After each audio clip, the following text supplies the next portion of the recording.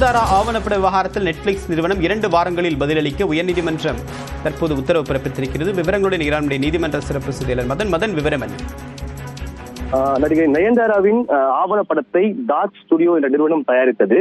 இந்த மாதம் நெட்ஃபிளிக்ஸில் வெளியிடப்பட்டது. இந்த ஆவணப்படத்தில் தனது ஒண்டர் பார் தயாரிப்பு நிறுவனத்தின் அனுமதி பெறாமல் நானும் ரவுடிதான் என்ற அந்த படத்தின் காட்சிகளை பயன்படுத்துவதாக கூறி ₹1 கோடி இழப்பீடு கேட்டு ஏற்கனவே நடிகர் தனுஷ் சென்னை உயர்நீதிமன்றத்தில் தொடர்ந்த வழக்கானது தற்போது நிலுவையில் உள்ளது. இந்த நிலையில்தான் தற்போது நயன்தாரா ஆவணப்படத்தில் அனுமதி பெறாமல் சந்திரமுகி பட காட்சிகளை பயன்படுத்துவதாக குற்றம் சாட்டி அந்த படத்துடைய பதிப்புரிமை பெற்றுள்ள ஏபி இன்டர்நேஷனல் என்ற நிறுவனம் சார்பில் தற்போது சென்னை உயர்நீதிமன்றத்தில் இந்த புதிய மனு தாக்கல் செய்யப்பட்டுள்ளது. இந்த மனுவை பார்க்கும்போது ஏற்கனவே இந்த ஆவணப்படத்தில் சந்திரமுகி பட காட்சிகளை நீக்க வேண்டும் என்றும் ₹5 கோடி இழப்பீடு வழங்க கோரியும் நோட்டீஸ் அனுப்பியும் இதுவரைக்கும் அவற்றை பயன்படுத்தி வருவதாக அந்த நிறுவனம் தரப்பில் ஒரு குற்றம் சாட்டு எடுத்து வைக்கப்பட்டது.